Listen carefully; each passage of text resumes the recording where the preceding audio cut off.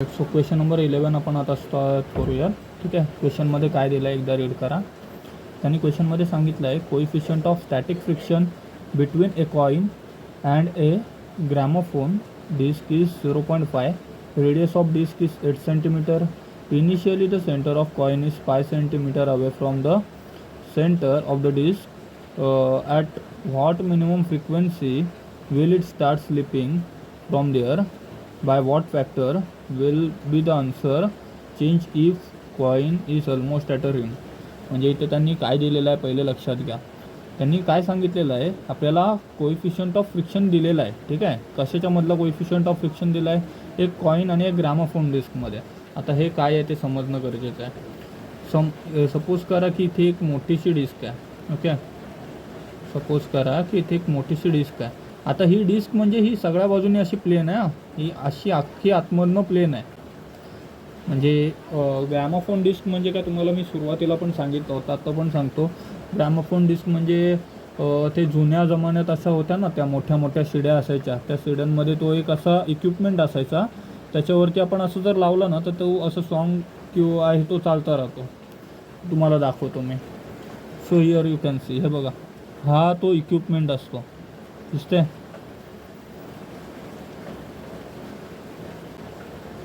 Okay. हा तो equipment असतो. आणि ही जी आहे ना इकडे ही दिसते तुम्हाला, ही ह्याला बोलतात ग्रॅमोफोन डिस्क. आता ही अशी कम्प्लिटली गोल फिरत असते. मग त्यांनी काय सांगितलं आहे, त्यांनी असं सांगितलं आहे की सपोज करा की हे बघा ह्या साईडला ना इथे कुठेतरी एक आपला कॉइन आहे. आणि आता जशी ही गोल फिरतोय त्याच्यासोबत हा कॉइन पण गोल फिरतोय. आणि ह्या डिस्कपासून आपल्या कॉईनपर्यंतचा जो डिस्टन्स दिला आहे ना तो त्यांनी पाई डिस्टन्स असा दिलेला आहे क्वेश्चनमध्ये. ठीक आहे. सो बघूयात आपण आता. ही बघा, ही ती ग्रॅमोफोन डिस्क आहे आणि ह्याच्यामध्येच ना एक छोटंसं कॉइन आहे. Okay. So here is a small coin. Okay. एक छोटंसं कॉइन आहे असा.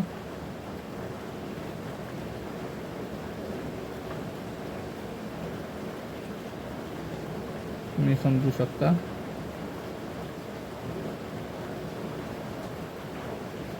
ओके. सो हा इकडे आता सपोज की कॉइन ठेवलेला आहे. डिस्क अजून मोठी करतो मी.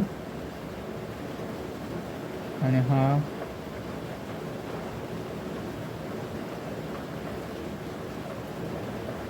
Just weight. सो तुम्ही आता बघू शकताय की ही आपली सर्क्युलर रिम आहे. आणि ह्याच्या सेंटरपासून हा जो कॉइन आहे ना हा पाय मीटरच्या डिस्टन्सवरती आहे असं त्यांनी दिलेलं आहे आपल्याला. ओके. गिवन डेटा पण सोबतच लिहून देऊ. खाली मी गिवन डेटा लिहितो. गिवन डेटा काय दिलेला आहे बघा. Coefficient of a static friction between a coin and gramophone disc is 0.5. Okay. Static फ्रिक्शनचा कोइफिशियंट याला आपण म्यू घेतो. सो म्यू एस दिलेला आपल्याला 0.5. पुढं काय विचारलं आहे त्यांनी, radius of a disc is 8 cm. Very good. Radius दिलेली आहे त्यांनी. काय सांगितलं आहे डिस्कची जी रेडियस आहे ती किती आहे 8 cm. ओके. सो डिस्क आता आपला मोठा ऑब्जेक्ट आहे बरोबर आहे. सो त्याची जी रेडियस आहे ती आपण किती घेऊयात 8 cm घेऊयात. So here is R2 which is equal to 8 cm. त्याला जर तुम्ही कन्वर्ट केला तर किती येईल ती 0.8 येईल किंवा 8 × 10⁻² मीटर येईल. मीटरमध्ये कन्वर्ट केलं आहे. सॉरी, मीटर म्हणजे कसं अपॉन 100 करायला लागेल त्याला. सो हा रेडियस 2 झाला. पुढे त्यांनी काय सांगितलं आहे initially the centre of coin is 5 cm away. बरं, तर इथे एक करेक्शन आहे तो करेक्शन करून घ्या. त्यांनी तुम्हाला जी पाय व्हॅल्यू दिली ना ती पाय नाही आहे ॲक्च्युली. त्यांनी जी तुम्हाला पाय व्हॅल्यू सांगितले ना तो ऑब्जेक्टच्या सेंटरपासून त्या कॉईनपर्यंतचा डिस्टन्स तो पाय नाही आहे, त्याच्या जागी 2 करा. ठीक आहे. तो 2 cm आहे. आता इथून तुम्हाला 2 गोष्टी कळत आहेत की ह्या सेंटर पॉईंटपासून या कॉईनपर्यंतचा डिस्टन्स 2 cm आहे. आणि ह्याच पॉईंटपासून ते जर तुम्ही सर्कलचा आउटर सरफेस पकडलात तर तिथपर्यंतचा जर डिस्टन्स पकडला तर ही झाली एक रेडियस. तर ती रेडियस त्यांनी दिलेली आहे 8 cm. सो दुसऱ्या ह्याची एवढा जो डिस्टन्स आहे तो आपण R2 पकडला आहे तर इथून ते इथपर्यंतचा डिस्टन्स आपण R1 पकडूयात आणि त्या R1ची व्हॅल्यू किती होणार आहे 2 centimetre. That is 2 × 10⁻⁻² metre. Okay. So आता R2 आणि R1 हे डिस्टन्स कसे आले ते आपण बघितलेलं आहे, बरोबर आहे. आता कोइफिशियंट ऑफ स्टॅटिक फ्रिक्शन पण त्यांनी दिलं आहे बघा व्यवस्थित. हां, coefficient of static friction sorry दिलेलाच होता ना. काय अजून राहिलं आहे का? काय नाही राहिला. At what minimum frequency it will be start slipping from there. म्हणजे आता हा जो कॉईन आहे ना, हा म्हणजे आता कळते का तुम्हाला, ही जी डिस्क आहे आपली, ही जी डिस्क आहे ना, ही आपली कशी फिरते, गोल गोल फिरते, बरोबर आहे. मग गोल गोल फिरल्यानंतर एक पॉईंट असं येईल की हा कॉईन आहे ना, हा इकडून ह्या पॉईंटवरून सटकायला चालू करेल, म्हणजे मूव्ह व्हायला चालू करेल. म्हणजे जर आपली जी डिस्क गोल गोल गोल गोल गोल गोल जास्त फिरली ना, तर कॉईन काय होईल, असा इथून सटकायला असं चालू करेल, इकडून तो त्याची डायरेक्शन बदलेल. ठीक आहे. सो मग तो सटकायला जर चालू करेल तर मग तो कोणत्या फ्रिक्वेन्सीच्या वेळेला, कुठल्या रिव्हॉल्युशनच्या वेळेला तो खाली असं सटकायला चालू करेल. Okay. At what minimum frequency will start slipping from there. म्हणजे याची मिनिमम फ्रिक्वेन्सी काय येईल ते थोडक्यात त्यांनी विचारलेलं आहे. सो मिनिमम फ्रिक्वेन्सी काय असणार आहे, मिनिमम फ्रिक्वेन्सी आपण काय बोलतो त्याला, यस आपण त्याला बोलतो N1. N1ची आपल्याला व्हॅल्यू त्यांनी काढायला सांगितले. पुढे by what factor the answer will be change if the coin is almost at the rim. म्हणजे आता हा N1 काढायचा आहे. हा N1 म्हणजे काय, हा N मिनिमम आहे ॲक्च्युली. ओके. N1 म्हणजे काय, मिनिमम सांगितलं त्यांनी, N मिनिमम सांगितलं त्यांनी काढायला. आता दुसऱ्या केसमध्ये विचारलं आहे त्यांनी की फॅक्टर काय आहे. ॲट सॉरी इथे नाही, हां, by what factor it will be answer will be the at what factor will be answer change if the coin is almost at a rim. म्हणजे आता कॉईनला उचलून जर आपण ह्याच्या रिमवरती ठेवला, ह्या सर्कलच्या रिमवरती ठेवला, तर मग त्या आन्सरमध्ये फ्रिक्वेन्सीचा फरक किती येईल. म्हणजे आपल्याला इथे रेशो काढायचा आहे N1 आणि N2चा. म्हणजे इकडे आपल्याला N2 पण काढायला लागेल आणि त्याचा रेशो काढायचा आहे. N1/N2 केला तर याचा किती आन्सर येतो हे मेन काढायचं आहे. ओके. सो कसं काय काढणार, सगळ्यात पहिले तर N1 काढून घ्यायचं आपल्याला. हा आपला पहिला टास्क आहे, this is our first task. Okay. So N1 कसं काढणार आपण सांगा जरा. तर मग तुम्हाला आता इकडे काय करायला लागेल, इथे आता फ्रिक्शनचा फोर्स आपल्याला कन्सिडर करायला लागेल कंपल्सरी. त्यांनी काय सांगितलं आहे, हा कॉईन आहे ना, हा ह्या साईडनी सटकतो इकडे, बरोबर आहे. म्हणजे आता हा कॉईन आता जर हा गोलगोल गोलगोल गोलगोल फिरला तर मला सांगायला कुठला फोर्स लागेल. तुम्ही इमॅजिन करा की या कॉईनच्या जागी तुम्ही उभे आहात आणि ही एक मोठीच्या मोठी डिस्क आहे आणि ही जर डिस्क फिरली तर तुम्ही पण गोल गोल फिराल, बरोबर आहे. जर ही डिस्क हळूहळू फिरली तर तुम्ही इथून हळूहळू गोल गोल फिराल आणि तुम्ही सहजपणे गोल राऊंड मारू शकाल जर इथे उभे राहून. पण जर ही जी डिस्क आहे ती जर जास्त फास्ट फिरली तर तुम्ही काय जाल, तुम्ही इथून सटकून जाल ना, इथे जिथं उभे आहात तुम्ही त्या ठिकाणावरून सटकून जाल आणि खाली पडाल, दुसऱ्या साईडला पडाल, फेकले जाल दुसऱ्या ठिकाणी. म्हणजे आता इथे होतोय काय, इथे ह्या ठिकाणी तुमच्यावरती एक सेंट्रिफ्युगल फोर्स आहे तो ॲक्ट होतोय, कळते तुम्हाला. तर मग तो सेंट्रिपिटल फोर्स कशाच्या इक्वेट असणार आहे, तो सेंट्रिपिटल फोर्स हा फ्रिक्शन फोर्सच्या इक्वल असणार आहे. ठीक आहे. सो तुम्हाला इकडे करायचं काय, centripetal force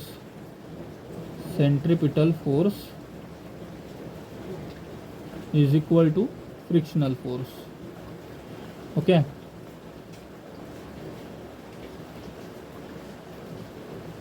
so centripetal force काय घ्यायचा आता इकडे, सेंट्रिपिटल फोर्सचा काय फॉर्म्युला वापरायचा, यूज कोणता फॉर्म्युला करायचा आपल्याला. सेंट्रिपिटल फोर्सचा फॉर्म्युला येतो, आता सेंट्रिपिटल फोर्स असतो मास इंटू एक्सेलरेशन, बरोबर. फोर्स काय असतो, मास इंटू एक्सेलरेशन. व्यवस्थित समजून घ्या मी फॉर्म्युला कसा क्रिएट करतो.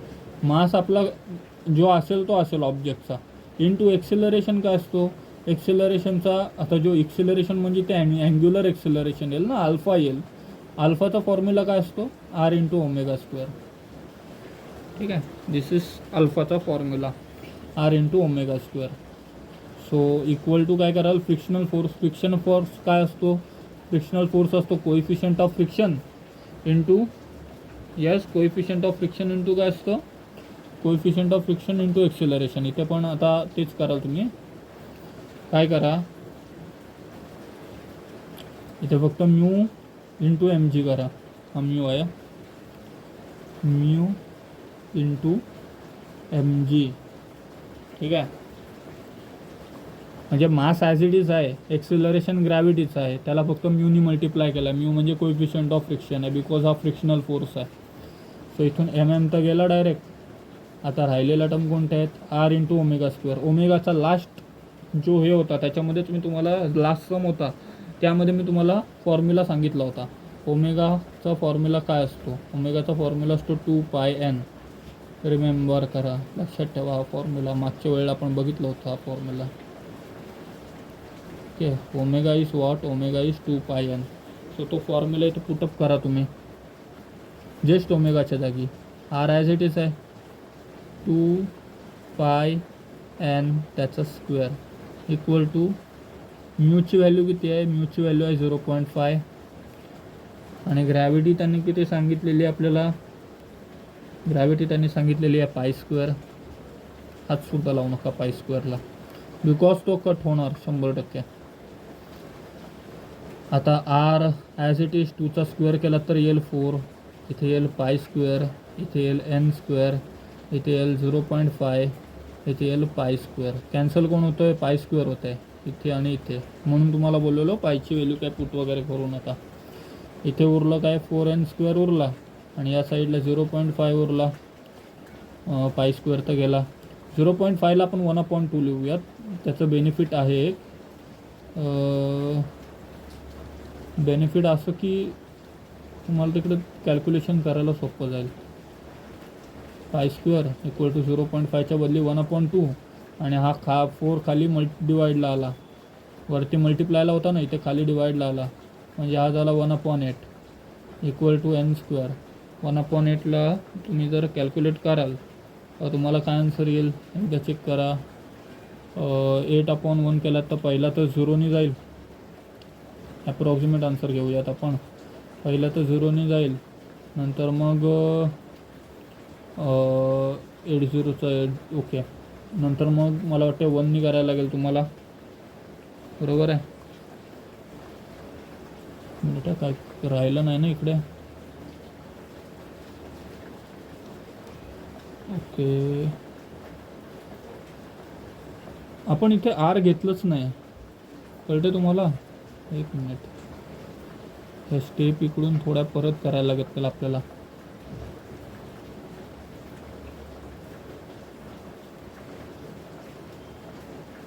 हे बघा, हा आरची व्हॅल्यू पुट केलीत ना आपण. ही आरची व्हॅल्यू काय असणार आहे, तर रेडियसची व्हॅल्यू काय येईल आपली, तर रेडियसची व्हॅल्यू R1 कन्सिडर करायचं इकडे. ठीक आहे, R1ची व्हॅल्यू किती आहे बघा वरती, R1ची व्हॅल्यू 2 × 10⁻² आहे. सो इथे 2 × 10⁻² into 4 into n square equal to 0.5. आता सॉल्व करू शकतो. हा इथं होईल 8 × 10⁻² into n square equal to 0.5. Okay, so n square equal to 0.5 upon 8 × 10 square 10⁻². -2 वरती गेलं तर +2 होईल. 0.5ला कसं लिहितो आपण, 1/2 लिहितो इंटू 8 इंटू 10⁻². आता 10⁻²ला वरती पाठवूयात, n square as it is. वरती झाला हा 10 स्क्वेअर म्हणजे 100 अपॉन 2 इंटू 8. 2नी केला तर 25 होईल, 25 नाही सॉरी 50 होईल ना, आणि खाली किती राहील 8 राहील, आणि 50/8 याला सॉल्व करत केलं तुम्ही तर आन्सर तुम्हाला काय येईल, 6.25 येतं. सॉल्व करून बघा. 8/6 ठीक आहे, 8/6 किती येतो, 48 येतो. नंतर मग पॉईंट टाकला आणि वरून 0 घेतला, मग तो 20 झाला. मग 8×2 16, मग 20 म्हणून 16 गेला तर 4 राहतं, आणि वरून परत जर 0 घेतला तर 8×5 40. सो असं करून काढलं आहे. तुम्ही ते कॅल्क्युलेशन चेक करा एकदा. त्यांचा इकडे डायरेक्टली आन्सर येतो 2.5 revolution per second.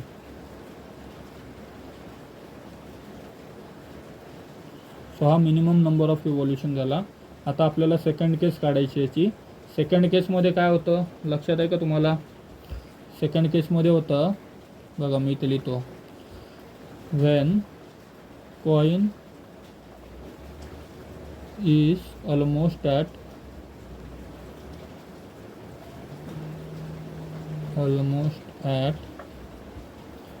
the rim, it will start slipping.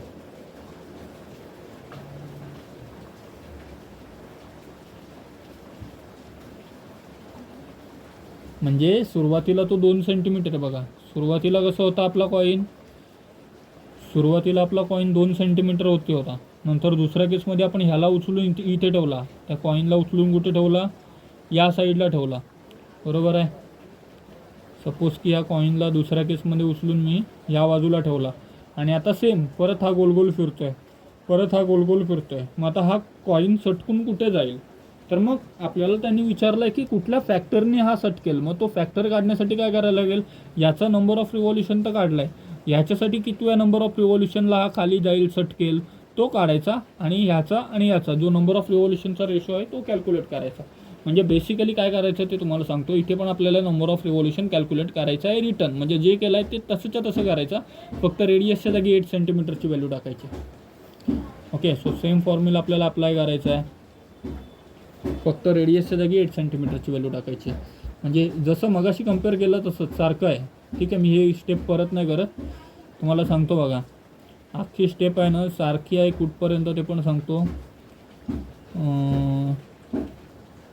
All right, इथपर्यंत अख्खी स्टेप सारखी आहे.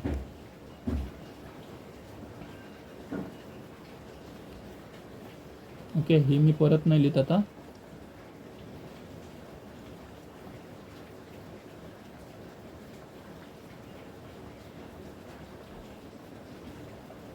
ही जी स्टेप दिसते ना तुम्हाला ही सारखी आहे.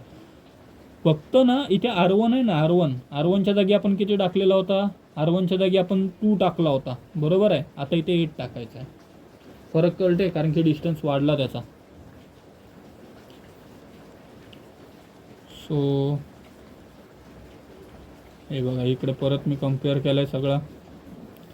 आता काय करायचं आहे, R1च्या जागी R1 नाही येणार, सॉरी R2 येईल. तर रफ केलं तरी चालेल, ठिकठिकाणी रफ करा. R1च्या जागी हां R2 येईल.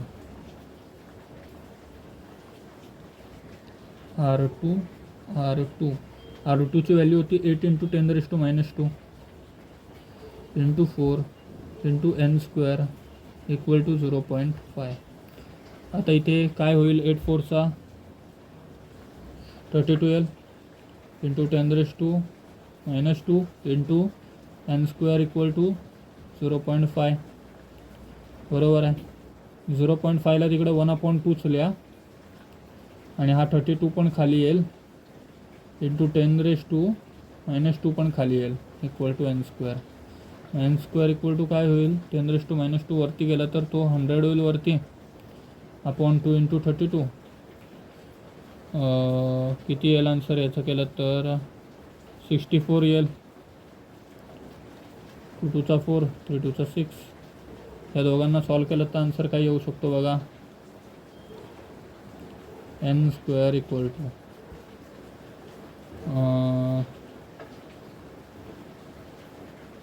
कशाने डिवाइड करायला याला, 2ने डिवाइड केला तर वरती येईल 50 आणि खाली येईल 32. त्याला डिवाइड हे तर इथंच करायला पाहिजे होतं ॲक्च्युअलमध्ये. याला फर्दर तुम्ही 2ने डिवाइड केला तर किती येईल, तो वरती होईल 25, खाली होईल 16. आता याला कशाने डिवाइड करू शकतो आपण, नाही करू शकत, बरोबर आहे. यांना सॉल्व करा, त्याचा आन्सर तुम्हाला येईल 16 1 चा 16, 1 पॉईंटमध्ये समथिंग येईल. It is 1.5262. तुम्ही सॉल्व करा हे, आणि इथून एनचा आन्सर काढला तर तुम्हाला येईल अंडररूटमध्ये येईल त्याचा 1.562. त्याचा अंडररूट करा लॉग टेबलमधनं, you get answer n = 1.25. Okay, n = किती येईल 1.25 रिव्हॉल्युशन पर सेकंड.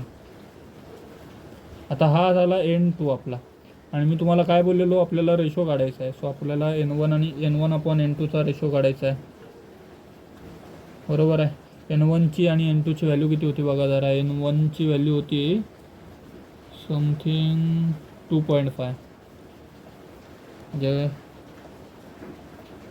ओके, छोटा आपण मोठा करा. N2ची छोटी व्हॅल्यू कोण आहे, छोटी व्हॅल्यू N2ची आहे. सो इथे थोडं करेक्शन येईल, छोटा आपण मोठा करा. लहान व्हॅल्यू कशाची आहे, N2ची, आणि N1ची मोठी आहे. N2ची व्हॅल्यू 1.25 आहे आणि N1ची व्हॅल्यू 2.5 आहे. याला सॉल्व केलं तर तुम्हाला आन्सर भेटेल 1/2. ठीक आहे. इकडून जर तुम्ही फॅक्टर काढलात ना तो, तर किती येईल, N2चा फॅक्टर येईल 1/2 इंटू N1, म्हणजे N2चा आन्सर N1च्या फॉर्ममध्ये एवढं येईल. ठीक आहे. सो हा झाला तुमचा फायनल आन्सर. होप तुम्हाला व्यवस्थित समजलं असेल. नसेल समजलं, व्हिडिओ तुम्ही रिवाइंड करून बघा, तुम्हाला कळून जाईल. Okay. So next question next व्हिडिओमध्ये करूया.